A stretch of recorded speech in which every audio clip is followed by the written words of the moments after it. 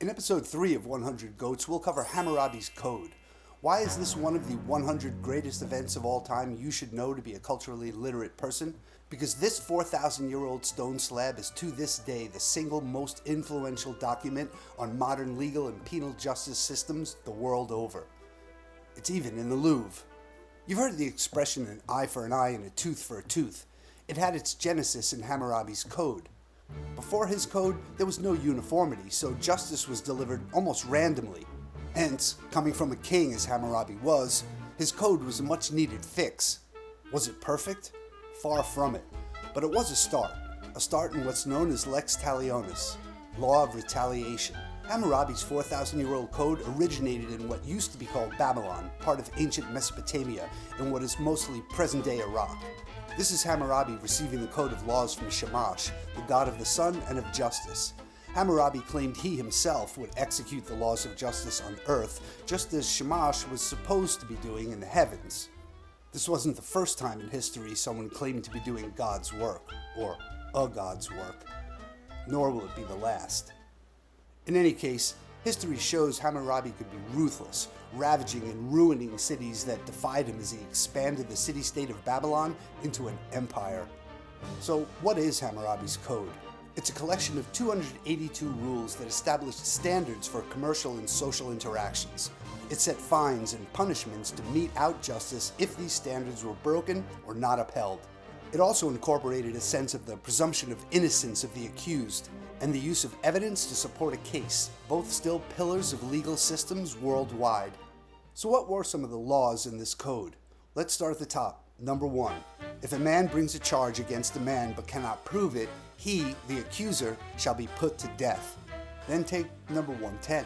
If a sister of God, a woman, opens a tavern or enters a tavern to drink, then this woman shall be burned to death. Or number 21. If anyone breaks a hole into a house, he shall be put to death by that hole and be buried there. Just for starters here, who'd want an unsuccessful burglar buried in the backyard? Or a successful one for that matter. And we have only to go to the next one, number 22, to see a clear pattern developing. If anyone commits a robbery and is caught, then he shall be, say it with me, put to death.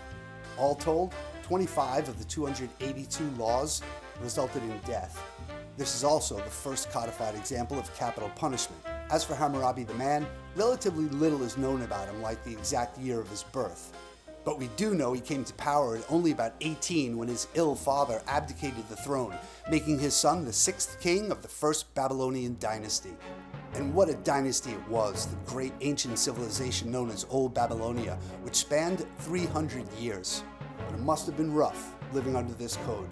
The Babylonians practiced slavery, so there was a fundamental unfairness built into their society. Thus, these laws were applied unevenly, and if you were a woman, things could be particularly rough. As for the old an eye for an eye and a tooth for a tooth expression, many have subsequently said this practice will leave the world blind and toothless. Nonetheless, this principle has served a useful purpose to this day. Clearly, we can sue for injury or damage and receive compensation. All this stems from old Hammurabi's Code, the good, the bad, and the gruesome. All these cruel and bizarre decrees were perceived by many to be justice at the time. Or, after he had it carved into a 7-foot-high stone pillar and put in the middle of downtown Babylon, many were likely afraid of King Hammurabi, who was, no doubt, a real hard-ass. In any case, Hammurabi is immortalized on the southern facade of and inside the United States Supreme Court building, as well as over the doors of the House chamber in the U.S. Capitol in this frieze of his big old bearded head. And 4,000 years later, no other single document has had such long-standing and far-reaching influence on our modern legal and penal justice systems.